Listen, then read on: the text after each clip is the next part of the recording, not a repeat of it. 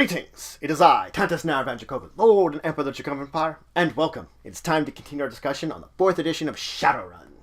We last left off, we talked about the programs you can use in the wireless world, in the Matrix, when it relates to that, because that's what we were diving into, Matrix in the wireless world. Now, after programs, we do want to talk about agents. Let's dive into agents. So an agent is actually a semi-autonomous program used by normal Matrix users as an assistant, maybe something like a search bot, and used by hackers as basically to help exploit into various locations.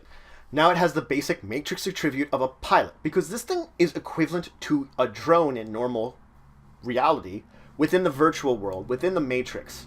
That's what it is. It's a drone. So it will have its pilot program, which is basically how smart it is.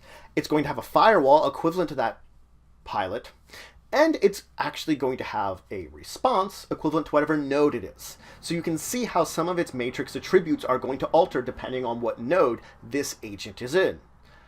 Now, an agent can be uploaded into your persona, just like a program with a complex action, and you can have it then accompany you wherever you would go within the Matrix. But you can have an agent act independently. If you give it the appropriate orders and load it with the appropriate passcodes and or exploit program, it can move off into other nodes and basically travel out on its own. It's important to note here that when it is uploaded with you, it shares the exact same data trail as you. But if it is independent, it has its own data trail it's going to be having, but that data trail will track back to your originating node just like you would. Effectively, if I'm sending it out on its own, I'm uploading it into a node, whatever node I'm appropriately in, and then it will move on from there if you've given it orders to travel from that node. I can go offline then, and it will act on its own once it's been there. So I don't have to be online once I've set that agent into motion, so to say. If you have an agent acting independently of you, it does not count for your program limits. If you upload it into your persona, it does. But when it's not, no, it doesn't count as your program limit. It does, however, count against your subscriber limit. So it means you are subscribing to that agent. You can upload some of your programs into an agent. Effectively, you can copy your programs into that agent. They will be copied at the rating that you have those programs at.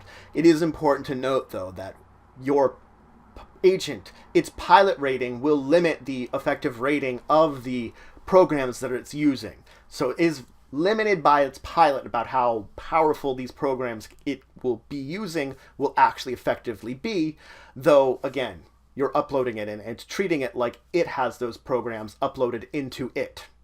Now let's talk about intrusion countermeasures, or ICE as it's commonly known as. Now this is usually used to describe any sort of program that's within a node that can be used to defend against an intruder. But truly what it means is a type of defensive agent that a node will employ in order to go against anybody that would be attacking it. Basically a defender of a node. These agents are usually uploaded with attack, analyze, black hammer, blackout, and track, traditionally. So in every retrospect, an ICE is an agent. It really is. Effectively, when an alert happens within a node, it will activate a number of ICE that it has within it.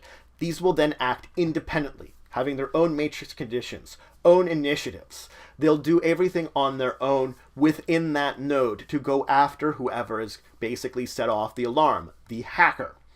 Now, there are specialized ICE that can actually have things like exploit and stealth. These are used to basically launch a counterattack against the hacker, or possibly track that hacker all the way back to their node and attack them there.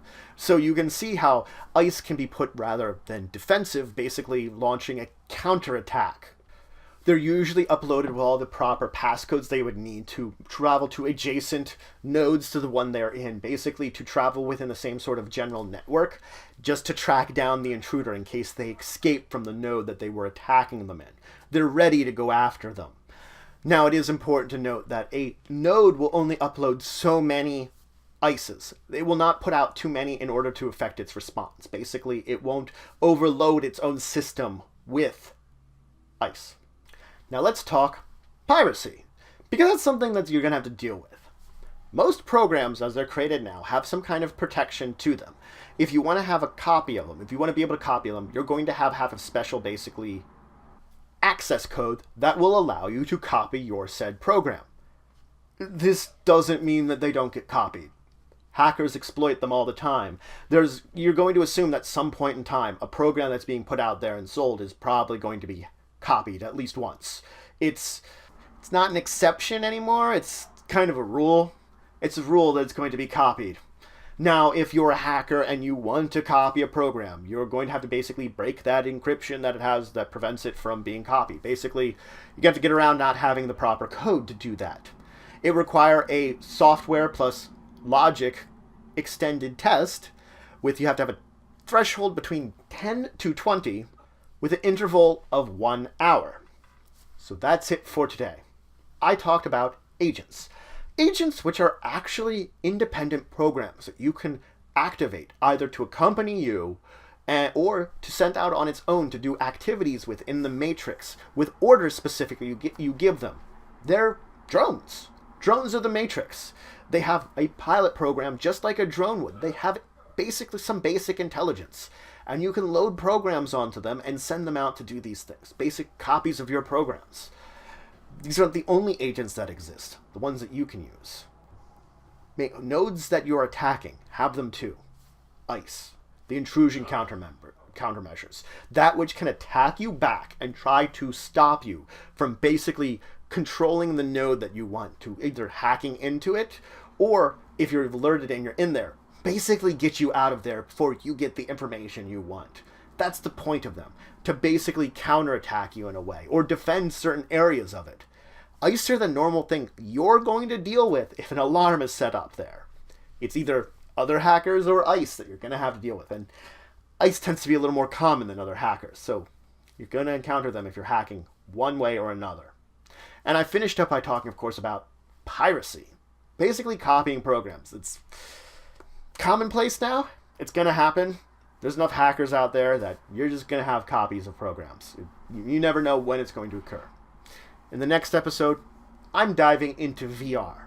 We're going to talk all about that, where you're diving into the Matrix and going basically full sim sense. Basically, you're replacing your senses with what you'll understand in the wireless world and interpret it the way that your system combined with the node you're in basically do. We talked about that VR a little bit before. Now we're really diving into it. But regardless, if you have any questions, comments, anything you want to say, anything you think I left out, please leave in the comments below. Please like, share, and subscribe. Choose for the channel, the Empire, the work I do. If you want to show some extra support, you could always check out my Patreon. Link in the description below. But regardless, until the next time, I bid you farewell.